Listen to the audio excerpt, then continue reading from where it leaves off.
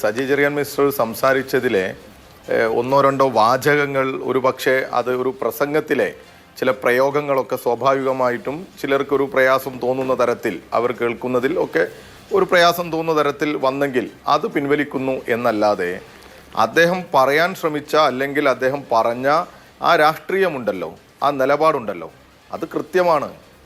അത് ഈ രാജ്യത്തെ മതനിരപേക്ഷ വിശ്വാസികൾ പറയാനും കേൾക്കാനും ആഗ്രഹിക്കുന്ന നിലപാടാണ്.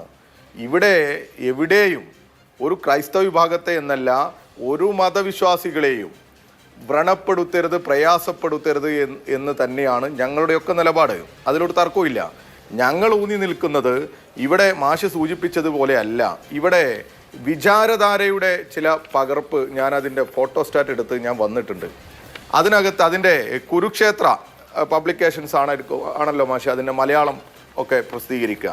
അതിനകത്ത് ആന്തരിക ഭീഷണികൾ പറയുന്നതിൽ ഞാനിതിപ്പോൾ വിശദീകരിക്കേണ്ട ആവശ്യമില്ല. അഭിലാഷിനായാലും എന്നെ കേൾക്കുന്നവർക്കായാലും ഒക്കെ അതറിയാം. എന്നാലും ഞാനത് കൊണ്ടുവന്നത് അതിൽ മുസ്ലിങ്ങളും അത് കഴിഞ്ഞാൽ ക്രൈസ്തവരും, ആ ക്രൈസ്തവരെ കുറിച്ചൊക്കെ അവർ പറയുമ്പോൾ എത്ര ഹീനമായ രീതിയിൽ അവർ പറയുന്നത്, മതപരിവർത്തനം നടത്താൻ വേണ്ടി, അതിനുവേണ്ടി ആളെ കൂട്ടാൻ വേണ്ടി അവർ ജീവകാരുണ്യ പ്രവർത്തനങ്ങൾ നടത്തുന്നു എന്ന് തരത്തിൽ എഴുതി വച്ചവരാണ് ഈ RSSും അതിനെ ആ RSS നിയന്ത്രിക്കുന്ന BJPയുമെല്ലാം. ഇതിനെയല്ല ഇവർ പിന്തുടരുന്നത്.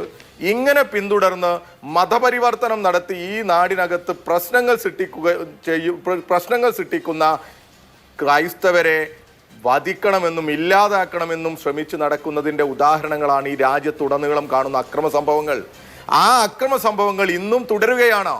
അങ്ങനെ തുടരുന്ന ഈ കാലഘട്ടത്തിൽ ഈ പറയുന്ന തരത്തിൽ ഇവരുടെ ആധാരമായിട്ടുള്ള, ഇവരുടെ അടിസ്ഥാനമായിട്ടുള്ള വിചാരധാരയിൽ MS ഗോൾവാൾക്കർ എഴുതി വെച്ചതിൽ ഒരു മാറ്റവും വരുത്താതെ അതിൽ ഉറച്ചു നിന്നുകൊണ്ട് ഈ രാജ്യത്ത് ഇന്നും ന്യൂനപക്ഷങ്ങളെ വേട്ടയാടുന്ന അവരുടെ ആശയപ്രചരണത്തിനും അവരുടെ സ്വൈരമായ ജീവിതത്തിനുമെല്ലാം തടസ്സം നിൽക്കുന്ന തരത്തിലേക്ക് ഇവർ പോകുമ്പോൾ ആ പോക്കിനെ നിങ്ങൾക്ക് ആ പോക്കിനെ കുറിച്ച് എന്താ നിങ്ങൾക്ക് പറയാനുള്ളത് എന്നല്ലേ ഇവിടെ ചർച്ച ചെയ്യേണ്ടത്.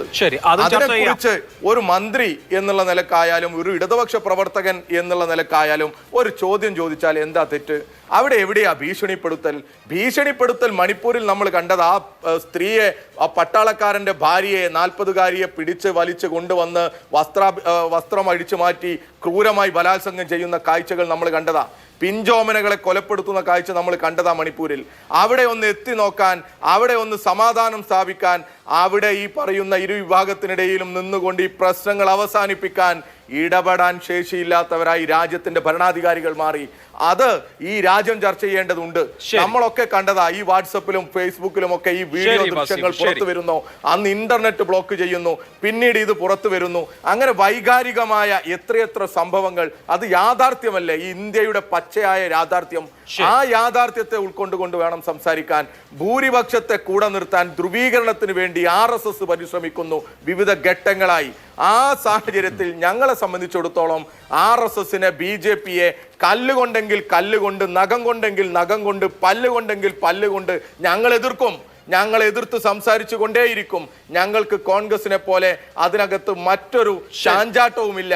RSSനെ തടയാൻ പറ്റുമോ? RSSനെ വാക്കുകൊണ്ടായാലും ഈ മറ്റെന്ത് തരത്തിലായാലും ചുരുക്കാൻ പറ്റുമോ? അവർക്കെതിരെ സംസാരിക്കാൻ അതിലൊരു പക്ഷേ സജി ചെറിയാൻ മിനിസ്റ്റർ ഉപയോഗിച്ച ഒരു വാചകത്തിൽ എന്തെങ്കിലും പ്രയാസം തോന്നിയിട്ടുണ്ടെങ്കിൽ ആ വാചകം പിൻവലിക്കുന്നു, നിരുവാധികം എന്ന് കേരളത്തിന്റെ മന്ത്രി തന്നെ പറയുന്ന സാഹചര്യത്തിൽ നമ്മൾ സംസാരിക്കേണ്ടത് ഈ രാഷ്ട്രീയത്തെ കുറിച്ചാണ്.